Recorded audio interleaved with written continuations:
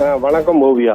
கரூர் மாவட்டம் கடவூர் வட்டம் தரகம்பட்டி அருகே உள்ளது வளையம்பட்டி. இப்பகுதியைச் சேர்ந்தவர் கருணகிரி. 50 வயதான இவர் குடும்பத்துடன் வளையம்பட்டி பகுதியில் வசித்து வருகிறார். நேற்று நள்ளிரவு தனது இருசக்கர வாகனத்தில் சாலையில் சென்று கொண்டிருந்த போது திடீரென அடையாளம் தெரியாத மர்ம நபர்கள் சாலையின் ஓரத்தில் பதுங்கி இருந்து நாட்டு துப்பாக்கி பால்ரஸ் குண்டு மூலம் கருணகிரியை நோக்கி 10 முறை சுட்டுள்ளனர். இதில் கருணகிரி பலத்த காயமடைந்து சாலையில் கீழே விழுந்துள்ளார். மேலும் கருணகிரி கூச்சலிட்ட நிலையில் இப்பகுதியைச் சேர்ந்த பொதுமக்கள் வேகமாக ஓடி கருணகிரியை காப்பாற்றியுள்ளனர். மேலும் இவர் சுட்ட சத்தம் கேட்ட பகுதியிலும் பொதுமக்கள் ஓடிய நிலையில் அங்கிருந்து தப்பி ஓடிவிட்டனர்.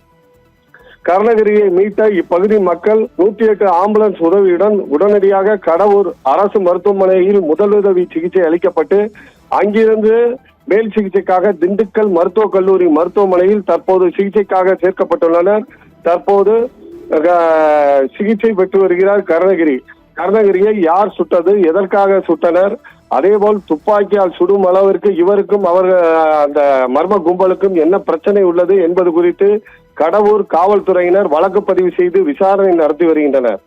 தற்போது துப்பாக்கி சூடு கடந்த சில வருடங்களுக்கு பிறகு மீண்டும் துவங்கியுள்ளது.